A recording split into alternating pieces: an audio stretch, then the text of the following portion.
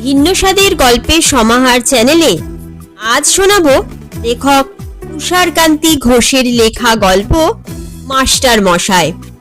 গল্প পাঠ ভালো লাগলে গল্পের শেষে লাইক করে দেবেন, চ্যানেলটিকে সাবস্ক্রাইব করে আমার পাশে থাকবেন। তো চলুন শুরু করা যাক আজকের গল্প মাস্টার মশাই। আজ তোমাদের একটি গল্প শোনাচ্ছি। শুনতে পাই তোমাদের খুশি করা নাকি খুব শক্ত কাজ। একদিন আমি তোমাদের বয়সীও ছিলাম। আমার সেই ছেলেবেলার একটি গল্প আজ তোমাদের কাছে বলছি। তোমাদের যদি খুশি করতে পারি তবে আনন্দ পাবো প্রচুর, এ কথা আগে থেকেই বলে রাখছি। যদি কোনো কারণে তোমাদের চটিয়ে দিই তাহলেও চট করে ভয় পাবার কিছু নেই, কেননা তোমাদের কাছ থেকে অনেকখানি দূরে বসে আছি। ইচ্ছে করলেই তোমরা দল বেঁধে আমায় পাকড়াতে পারবে না। তোমরা রয়েছ নানা জায়গায় ছড়িয়ে। আমি আশা করছি আমার ছেলেবেলার গল্প শুনে তোমরা বেশ খানিকটা আমোদ পাবে। আচ্ছা, এইবার আসল গল্পটা শুরু করা যাক। আমি একটু বেশি বয়সে স্কুলে ভর্তি হয়েছিলাম। যদিও খুব ছোটবেলায় ইনফ্যান্ট ক্লাসে কিছুদিন পড়েছিলাম। আজকাল দেখতে পাই বাচ্চা ছেলেমেয়েরা খুব সকালবেলা উঠে স্কুলের পথে পা বাড়িয়ে দিয়েছে। তোমাদের চাইতে তোমাদের বইগুলি ভারী। দেখে হাসিও পায়, আবার দুঃখও হয়। আমাদের ছেলেবেলায় কিন্তু এমন রাশি রাশি বইয়ের আমদানি ছিল না। যে কয়খানি বই পড়তে হতো একেবারে আগা গোড়া সুন্দর করে তৈরি করে ফেলতে হতো। তখন আমার বয়স 11 বছর হবে। বাড়িতে পড়ি। এই সময় এলেন এক নতুন মাস্টার। তার চেহারা দেখেই আমার আত্মারাম একেবারে খাঁচা ছাড়া হবার উপক্রম। ইয়া জাঁদরেল চেহারা, লোহার দুটো বল যেন তার হাতের গুলি। তিনি ঢিলে হাতার পাঞ্জাবির আস্তিন গুটিয়ে মাসল ফুলিয়ে কেবল সেগুলি আমার সামনে নাড়াতে লাগলেন, আর চোখ পাকিয়ে ভুরুটাকে জিজ্ঞাসার চিহ্নের মতো বেঁকিয়ে প্রশ্ন করতে লাগলেন, কে পড়া তৈরি থাকবে তো রোজ? ততক্ষণ আমার গলা বুক শুকিয়ে উঠেছে, তেষ্টা পেয়েছে। এই কথা সাহস করে বলবো কিনা আপন মনে ভাবছি। তিনি আবার হুমকি দিয়ে উঠে বললেন, কই ইংরেজি বই কোথায় দেখি?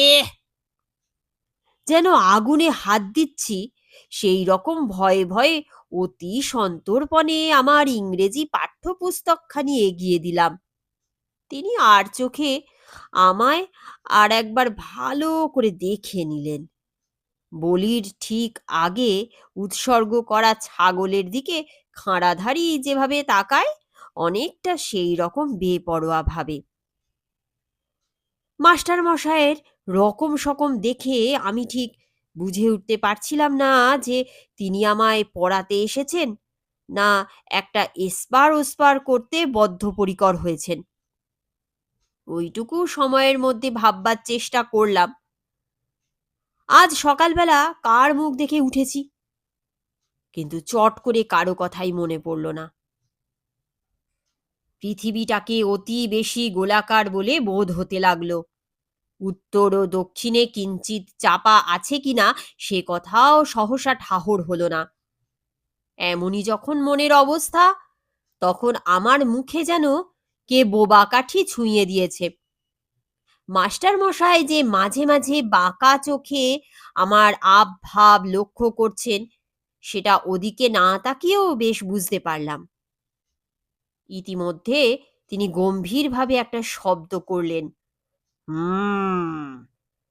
মন দিয়ে শোনো এইবার। মাস্টার মশাইয়ের হাতের গুলির নাচুনি, তার উপর চোখের ভাবভঙ্গি এই দুই বস্তু দেখেও যদি মন দিয়ে না শুনি, তবে ভগবান আমায় রক্ষা করুন। মাস্টারমশাই বললেন, এক পাতা পড়া দিয়ে গেলাম, কোনো শব্দ আমার মুখ দিয়ে বেরুবার সঙ্গে সঙ্গে তার বানান আর অর্থ চটপট বলে দিতে হবে। ধরো, কথাটা হলো সারপ্রাইজ। এই কথাটা যখনই আমি উচ্চারণ করব, অমনি তুমি বানান করে বলবে S U R P R I S E. তারপর বলবে তার মানে। আমি কিন্তু কিচ্ছু বলবো না, বানান করো কিংবা মানে বলো। তারপর আরো একবার আর চোখে তাকিয়ে জিজ্ঞেস করলেন, মনে থাকবে? ছেলেবেলায় আমি খুব মুখচোরা মানুষ ছিলাম, তাই কথার কোনো জবাব দিতে পারলাম না। শুধু ঘাড় কাত করে আমি যে বিলক্ষণ বুঝতে পেরেছি সেই কথাই জানিয়ে দিলাম। আমার নতুন মাস্টার মশাই গম্ভীরভাবে আবার শুধু বললেন, হুম। এইবার সেদিনকার রাত্রিরের কথা বলি। শোবার আগে যতক্ষণ পারলুম পড়া মুখস্থ করলুম, কিন্তু বেশ বুঝতে পারলুম ভালো করে তৈরি হয়নি, এবং এ জাতীয় তৈরিতে যে মাস্টার মশাইকে খুশি করতে পারবো না, সেটাও দুরু দুরু বুকে কিছুটা আঁচ করতে পারলুম। রাত্রিরে শোবার আগে বৌদিকে বললাম, খুব সকালবেলা আমায় জাগিয়ে দিতে হবে, পড়া তৈরি করব। তিনি পাঠ্যপুস্তকে হঠাৎ আমার এরকম মনোযোগ দেখে বোধ করি অবাক হয়ে আমার মুখের দিকে তাকিয়ে রইলেন। ঘুমোতে তো গেলাম, কিন্তু শুধু এপাশ ওপাশ এপাশ ওপাশ। ঘুম পাড়ানি মাসি পিসি আমার চোখের পাতা থেকে ছুটি নিয়ে কোথায় যে লুকিয়ে রইল, তার আর হদিশ পাওয়া গেল না। তারপর অনেক রাত্রিরে কখন আপনা থেকে ঘুমিয়ে পড়েছিলাম, সেটা ভালো করে খেয়াল করতে পারিনি। কিন্তু বিপদের ওপর বিপদ। সেই ঘুমের মধ্যেও স্বপ্ন দেখতে লাগলাম। মাস্টার মশাইয়ের হাতের গুলি তিরিং মিরিং করে লাফাচ্ছে, চোখ দুটো ভাঁটার মতো জ্বলছে। সেই দুটো একেবারে যেন আমার কপালের উপর ঝুঁকে পড়ে আমাকে বেশ করে দেখছে। কেমন একটা অস্বস্তিতে ঘুমটা আচমকাই ভেঙে গেল। গায়ে হাত দিয়ে দেখি ঘামে একেবারে ভিজে গেছি। মাস্টার মশাইয়ের মাসল যে ঘুমের মধ্যেও আমাকে তাড়া করেছিল বুঝতে পেরে সত্যি শঙ্কিত হয়ে উঠলাম। শেষ পর্যন্ত বৌদিকে ঘুম ভাঙিয়ে বসে শান্ত সুবোধ ছেলের মতো পড়া তৈরি করতে লাগলাম। বাড়ি শুদ্ধ লোক আমার কাণ্ড দেখে তো একেবারে থ। সারা সকালটা খেটে বেশ করে পড়া তৈরি করে ফেললাম। তারপর এসে হাজির হলো সেই সাংঘাতিক সময়। মাস্টার মশাই এলেন। এলেন বললে ভুল বলা হবে, তাঁর শুভ আবির্ভাব ঘটল। তিনি দিব্যি জাঁকিয়ে এসে বসলেন।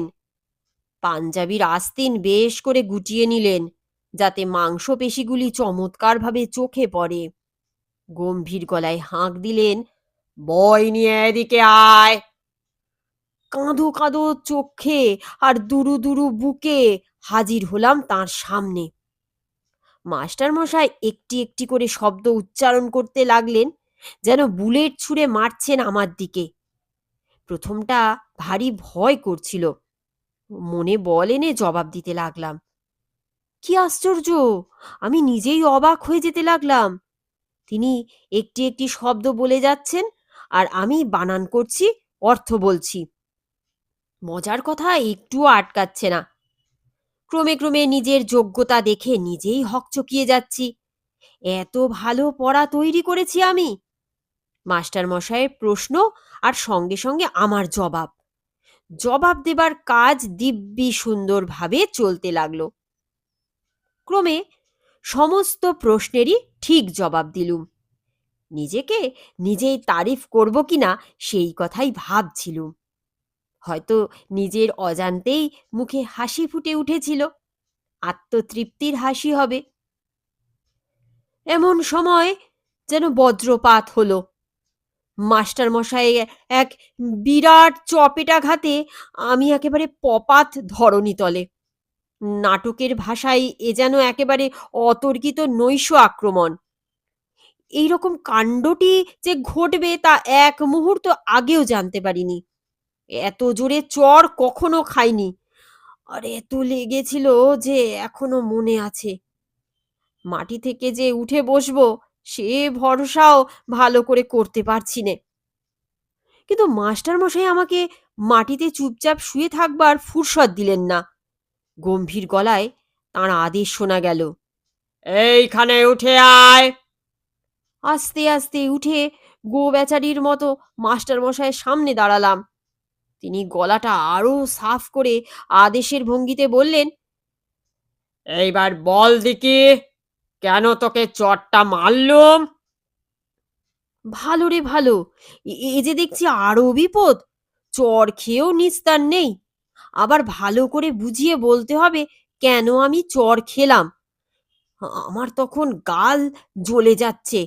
কেন চড় খেলাম তার উত্তর আর আমার মগজে খুঁজে পাওয়া গেল না। কাজেই মাথা নিচু করে দাঁড়িয়ে থাকা ছাড়া আর উপায় কি? কিন্তু মাস্টার মশাই আমাকে ছাড়বার পাত্র নন। তিনি বললেন, বলতে পারলিনি তো কেন তোকে এই চটটি মারলুম? তাহলে শোন, আজ তোর সমস্ত পড়া ঠিক হয়েছে সেটা বুঝতে পারছিস তো? যেদিন এই রকম পড়া ঠিক পারবি সেই দিন এই রকম অল্পের ওপর দিয়ে যাবে। তারপর হুঙ্কার দিয়ে বললেন, আর যেদিন ভুল করবি সেদিন কি অবস্থা হবে বুঝতে পারছিস তো? এই বলে দু হাতের আস্তিন সমস্তটা তুলে নিয়ে মাসল ফুলিয়ে দু হাতের শক্ত করা মুঠি আমার নাকের কাছে ধরে চোখ লাল করে আমার দিকে চেয়ে রইলেন। বলা বাহুল্য, তারপর তিনি যে 3 মাস আমায় পড়িয়েছিলেন আমি একদিনও পড়া ভুল করিনি।